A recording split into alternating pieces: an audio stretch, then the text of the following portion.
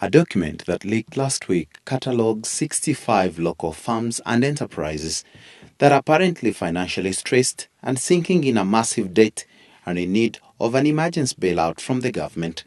The projected rescue fund is $301 million US, or a staggering 1 trillion of Ugandan taxpayers' money. This simmering bailout has, however, raged both the public economists and lawmakers in the 10th Parliament.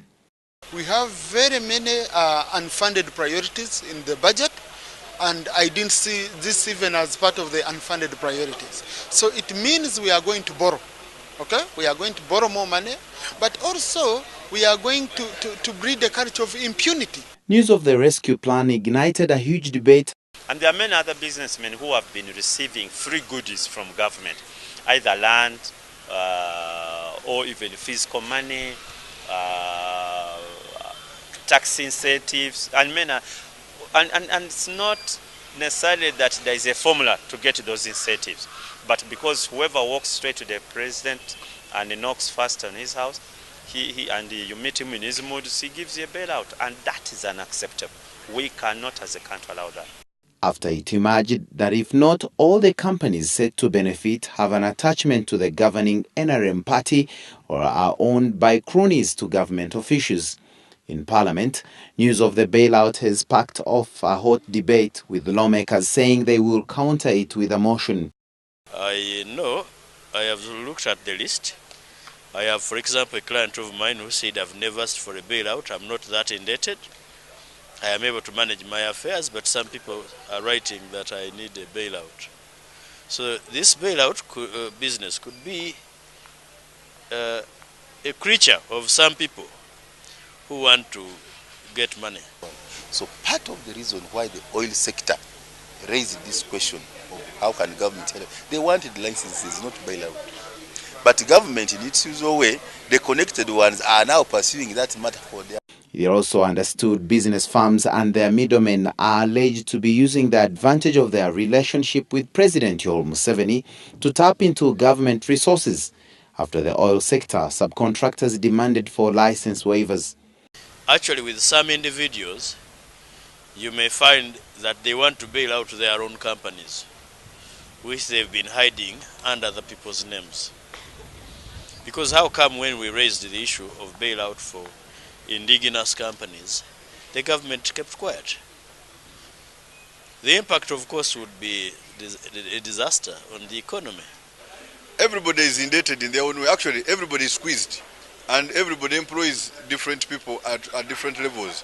So if there's a possibility of bailout, then let them bail out to everybody. Those who are, you see, looking at the big people and thinking for them they are coughing with the loans, and then you ignore the small people is not right.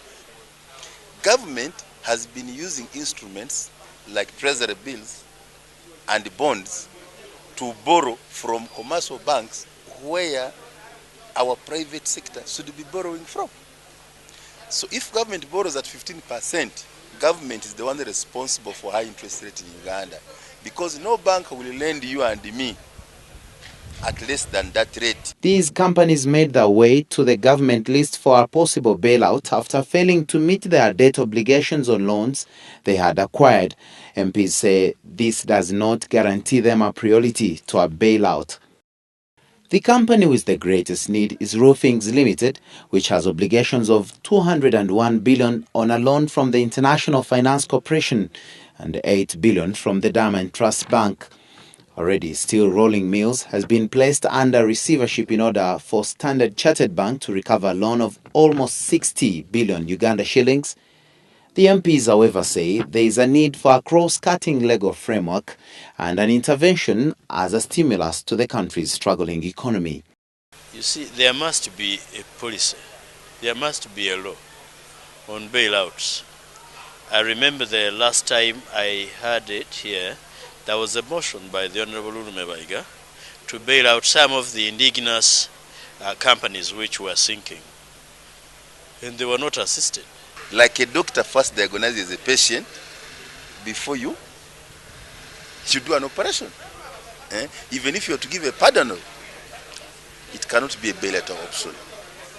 The big $1 billion we are borrowing now for standard gauge rail, for the dams, for the roads,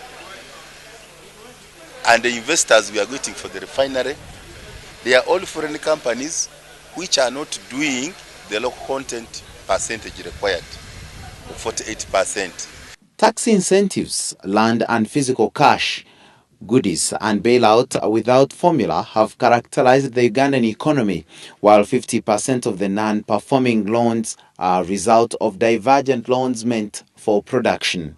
The bailout talk has raged now at Parliament, with a simmering bailout motion to be moved before the 10th Parliament. This is because they believe that this is too much of a constraint of the national budget. Aaron Stabarka, WBS Television, at Parliament.